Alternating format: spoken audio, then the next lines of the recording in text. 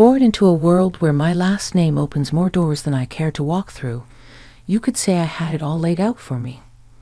My dad's the big boss of a company you've probably seen tick across the stock exchange screen more times than you've cursed the morning alarm. Yes, that kind of rich. But if you're expecting tales of a golden girl draped in designer and sipping champagne for breakfast, you've got the wrong story. Me, I've always kept it real, feet firmly on the ground. Money is nice, sure, but it's not everything. I chose a different path, one that's led me to places money can't buy and experiences no gold card can fetch. Charity work, helping those in need, and living a life that's, well, ordinary. That's me, Jessica. Not the heiress, just Jessica. So I was stuck in one of those typical evenings where my friend Sarah decided we all needed to get out more. We ended up at this dive downtown, the kind where the beer's cheap and the lights are dim enough to hide your regrets. Sarah was all hyped up, going on about some guy she met online. You've got to meet him, Jess. He's totally your type, she kept saying. My type? Since when did she decide she knew my type? Anyway, we're there, and then walks this guy. Not Sarah's online prince, but another dude, Alex. He was there with some friends, looking as out of place as a cat at a dog show. He wasn't dressed to impress, just a simple tee, jeans, and this easy smile that kind of lit up the room. We got to talking, and it was easy. Like, really easy. He worked a manager job at a place I'd never heard of, nothing fancy, but he talked about it with this passion that was kind of infectious. You really dig your job, huh? I remember asking, sipping on my third beer. Absolutely, Alex shot back, leaning in. Every day's a challenge, but hey, I'm not here to bore you with work talk. What about you? Sarah mentioned charity work. I shrugged, trying to downplay it. Yes, a bit of this, and that, just trying to do my bit, you know. That's cool. Really cool, he said, and I could tell he meant it. Not in a trying to impress you sort of way, but genuinely. The night rolled on, our group mingling, but Alex and I kind of stuck together, chatting about everything and nothing. It was refreshing, talking to someone who wasn't trying to sell me on some investment or brag about their latest acquisition. As the night was winding down, Alex got this look in his eye, like he was working up to something. Hey, Jessica, I know this is kind of forward, but would you want to grab dinner with me sometime? Just us. I remember feeling this mix of surprise and excitement. Sure, I said, trying to sound cool about it. I'd like that. On the way home, Sarah was all giggles and I told you so. I just smiled, thinking about the evening. Alex was a breath of fresh air in my often too stale world. Little did I know how much things were about to change. It wasn't long before going out turned into hanging out at each other's places, which, let's be real, mostly meant my cozy apartment because Alex's roommates were a circus and a half. One evening, sprawled on the couch after devouring what might be the world's most average takeout pizza, Alex turned to me, his eyes serious but his tone light. Jessica, how do you feel about making this a more permanent arrangement? He asked, crumbs still clinging to the corner of his mouth. I raised an eyebrow. You proposing we split a Netflix account or something? More along the lines of a life together, he chuckled, brushing off the crumbs. Well, I was thinking more like a life together. But hey, we can start with Netflix, the simplicity of it, the straightforwardness. No grand gestures or dramatic backdrops, just us in our element. It felt right. Alex, if you're asking what I think you're asking, yes. 1,000 times yes. And just like that, with the aroma of cheap pizza as our witness, we decided to tie the knot. It was swift, sure, but when you know, you know. Telling our families was the next hurdle. My folks, well, they've always been about the as long as you're happy mantra, but this was putting it to the test. Dad with his business empire and Mom the socialite, they had visions of me settling down with someone more in our circle. I broke the news over dinner, the fancy kind where you're not sure which fork to use for the salad.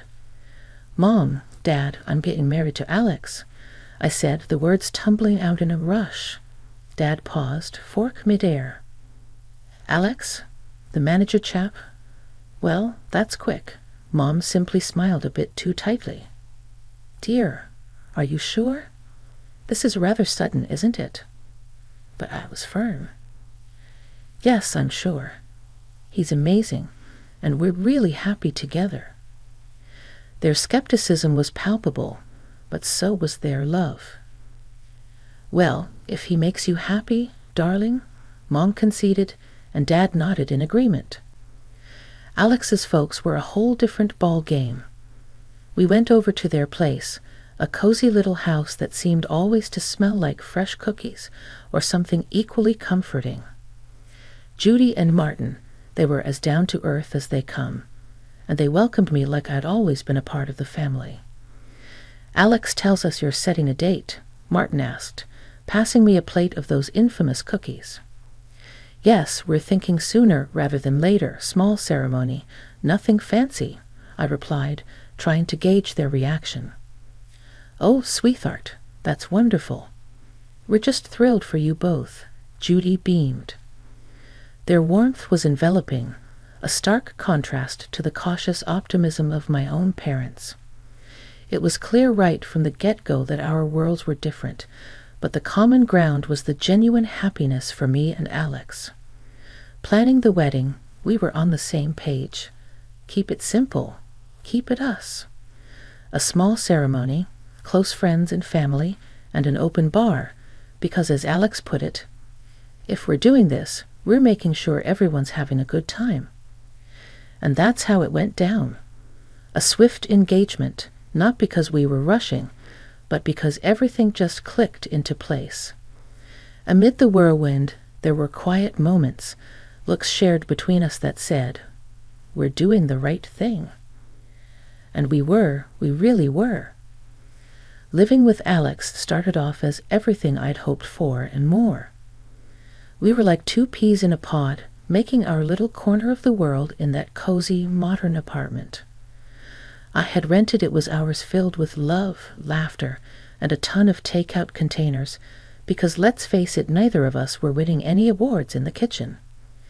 It wasn't long before I started noticing how Alex's parents, Judy and Martin, had this way of dropping hints about things they liked or needed whenever they came over. At first, it was subtle, almost cute. Oh, Jessica, that's a lovely coffee maker. Must make mornings a breeze, Judy would say, eyeing our shiny new appliance with a gleam in her eye. Or, Martin, this sofa is just divine. Our old one's been giving me a right pain in the back, you know, Martin would remark, wanting to be the good daughter-in-law. I'd surprise them with gifts here and there, a coffee maker for Judy, a comfortable new sofa for their living room, and so on. Their initial reactions were always the same, a mix of surprise and a little bit of guilt. Oh, Jessica, you shouldn't have. This is too much, Judy would exclaim, her hands fluttering to her chest. But you know, humans are funny creatures. Give them an inch and they'll take a mile. Those initial protests faded away, replaced by a growing list of subtle hints that were about as subtle as a brick through a window. Dinner at your folks' place was lovely, dear. Did you see that new TV they have? Crystal clear, ours is practically ancient. Alex would relay his parents' latest comments, oblivious to the change in their tone. One evening, after I just dropped a not-so-small fortune on a fancy new TV for them, Alex and I were curled up on the couch, my head resting in his lap. They really love the TV, babe. You're amazing. You know that, he said, his fingers running through my hair. I sighed, the weight of their expectations starting to press down on me. Alex, do they expect us to keep doing this? It's getting a bit much, don't you think? He paused, his hand stopping mid-stroke. What do you mean? They're just happy, that's all, he replied. Happy or taking advantage? I pushed back, sitting up to look at him. It feels like we're their personal shopping service. Alex was taken aback, his brow furrowing. They're not like that, Jess.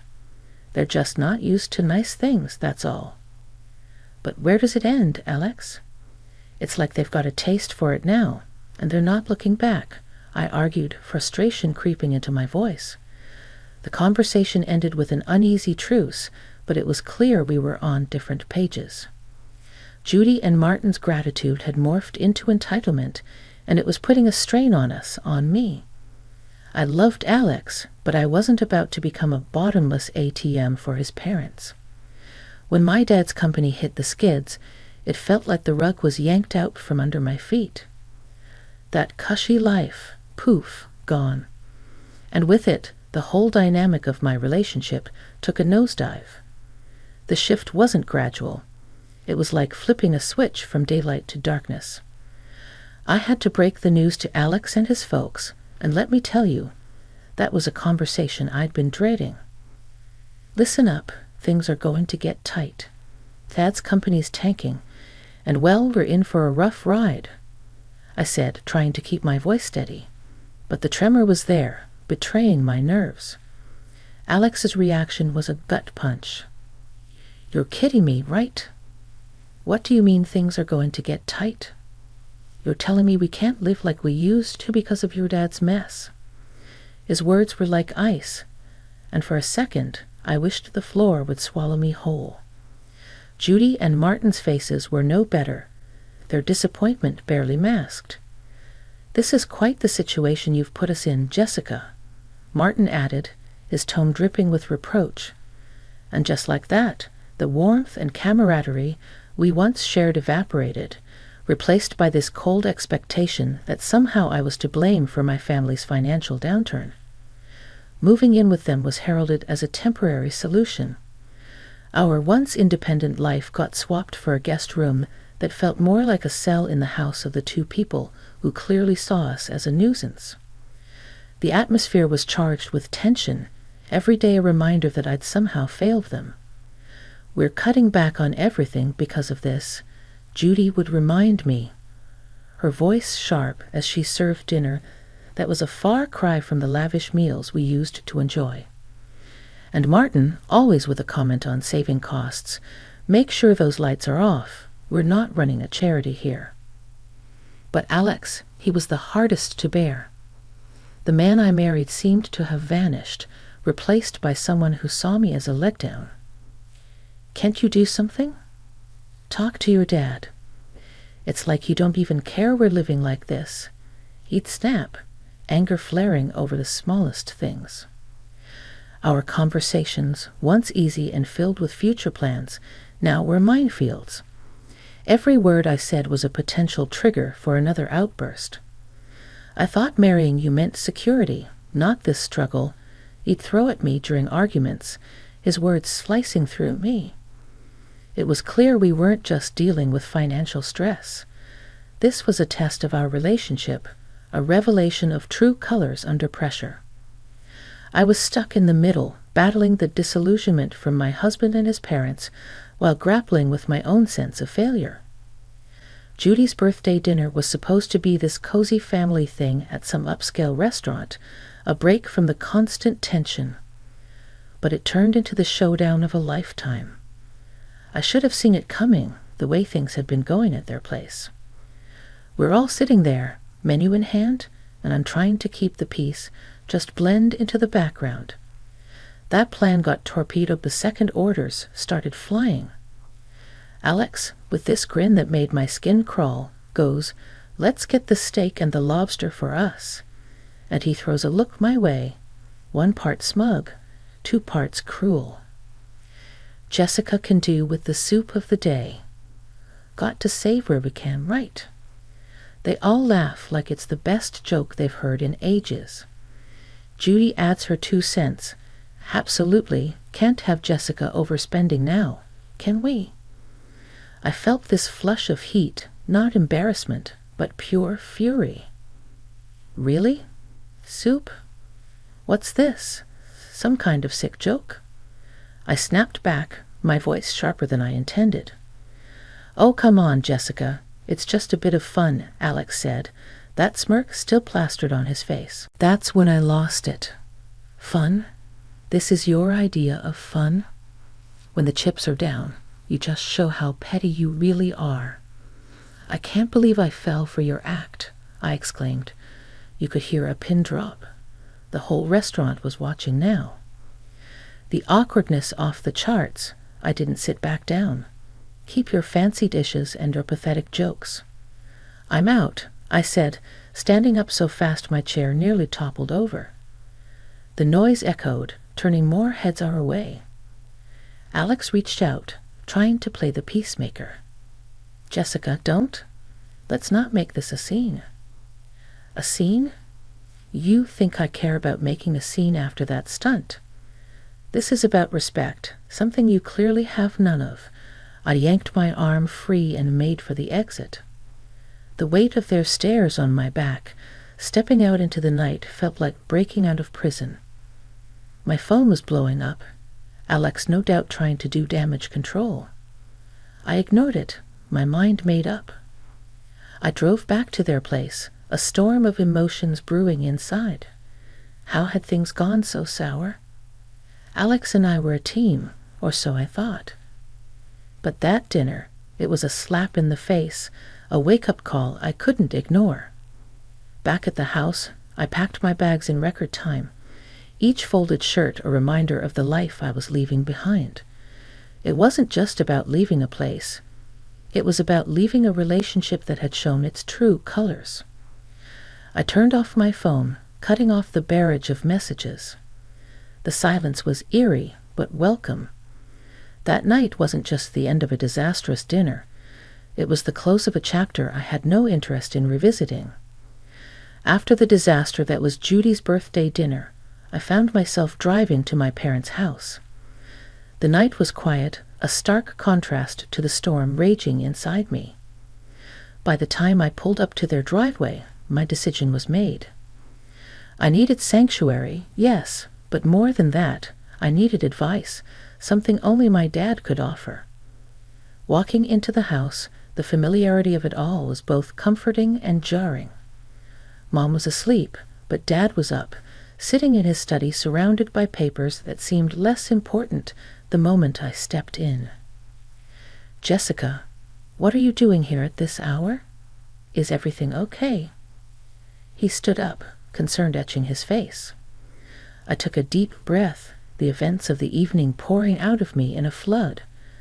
I told him about the dinner, about Alex and his parents, and how I felt like I'd been reduced to nothing but a source of income for them.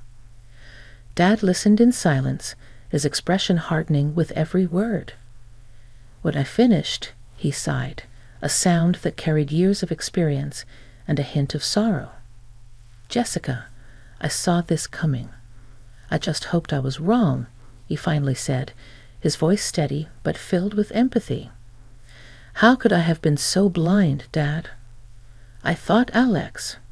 I thought we were different, I said, feeling the weight of my naivety. He walked over, putting an arm around my shoulders. You wanted to see the best in him, in them. There's no fault in that.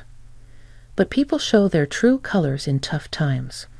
It's a hard lesson, but an important one. I nodded, the reality of his words sinking in. But what do I do now? I can't go back there. You'll stay here for starters. As for the rest, we'll figure it out together, he assured me, his confidence a balm to my frayed nerves. Then he shared something that took me by surprise.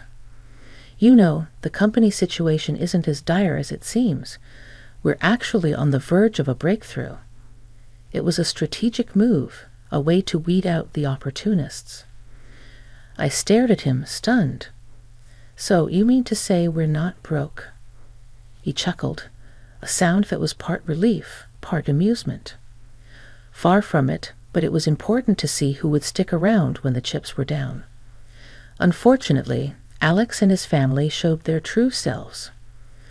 The revelation was a lot to process. My anger towards Alex and his parents was now mixed with a sense of vindication. They had revealed their true motives, and in doing so, had freed me from a future of manipulation and deceit. Dad, I don't know whether to be relieved or furious. I admitted, the emotions battling inside me. Be both. It's okay. But remember, this experience has taught you something invaluable about people and their intentions. Use it, learn from it, he advised, grounding me. Walking up to Judy and Martin's house the next day felt like heading into the lion's den. I was ready for a showdown, but nothing could have prepared me for the cold reception I got. Alex was standing there, divorce papers in hand, with a look that could only be described as triumphant disdain. Here you go. Let's get this over with, he said, practically shoving the papers at me. His parents were hovering behind, barely containing their glee. Finally getting rid of the freeloader, Judy snickered, and Martin nodded in agreement, a smug smile plastered across his face. Alex joined in. Yes, turns out you're just an ordinary dummy without your daddy's money. Thought you'd cry, but guess what? We don't need a tearful mess around here. Their words stung, but not in the way they expected. I felt a bizarre mix of anger and liberation. I looked at the papers, then at them, and without a word, signed where I needed to. As I did, their smiles widened, thinking they'd won. But I had the last laugh. Pulling out a newspaper from my bag, I slapped it down on the table with more force than necessary. Thought you might find this interesting, I said, my voice dripping with unrestrained satisfaction. The headline screamed about my dad's company, making a monumental comeback, profits soaring higher than ever. Watching their faces drain of color was a sight I'd pay to see again. Judy and Martin's smugness vanished, replaced by shock, then desperation. Alex's arrogance crumbled, leaving him looking like a child who just lost his favorite toy. Judy suddenly switched gears, stepping towards me with arms wide open. Oh, my sweet girl, it's all a big misunderstanding. Let's hug it out, Martin, ever the opportunist, chimed in. Let's not rush things.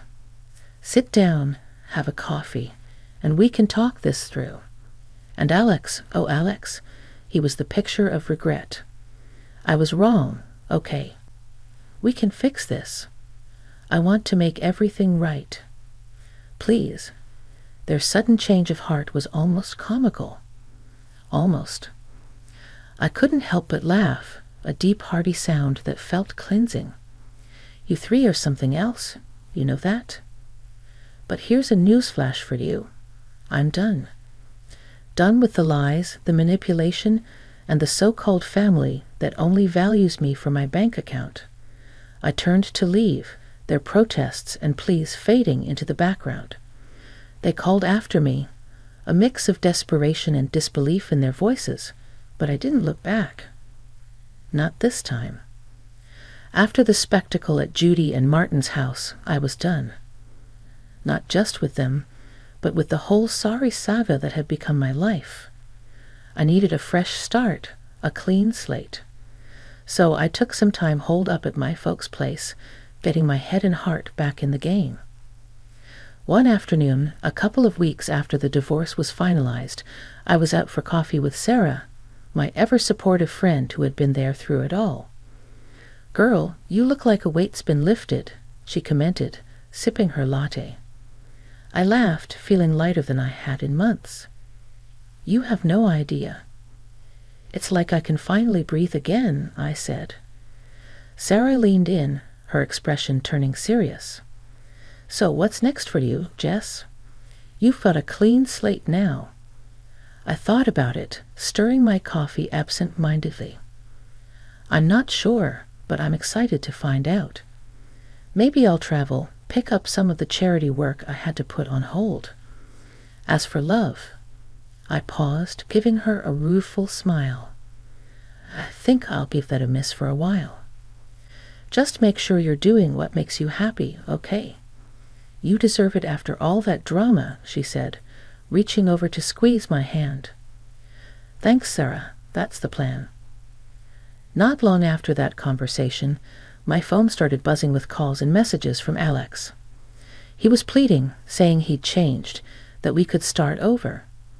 His parents even got in on the act, sending messages filled with apologies and invitations to talk things over. Sitting in my room, phone in hand, I couldn't help but laugh. The sheer audacity was almost admirable. Almost. I typed out a response, one I'd been mulling over for days. Alex, moving on means moving forward, not going back to what broke you. I wish you all the best, but this is where our path ends for good. Take care. Hitting send felt like closing the final chapter of a book I'd been stuck in for too long. And just like that, I was ready to start writing a new one. The next few months were a blur of activity. I threw myself into my work, took up volunteering with a vengeance, and even booked a solo trip to a place I'd always wanted to visit. Life was full, and for the first time in a long while, it was fulfilling too. One evening, sitting on a balcony overlooking a bustling street in a far-off city, I realized I'd found what I'd been searching for all along: peace. The drama, the heartache, the betrayal. It all seemed like a distant memory. My phone buzzed with a new message, but this time it was from a number I didn't recognize. Hesitantly, I opened it. It was from someone I'd met during my travels, someone who'd made me laugh and think in equal measure. Hey, Jessica, how about dinner when you're back? No expectations, just food and good company. I stared at the message, a smile slowly spreading across my face. Maybe it was time to open my heart again, but on my terms, at my pace. Yes, I'd like that. I typed back, hitting send before I could second-guess myself. Looking out at the city lights, I felt a sense of excitement for the future. I had moved on, not just from Alex and his family, but from the person I was when I was with them. I was stronger, wiser, and ready for whatever came next.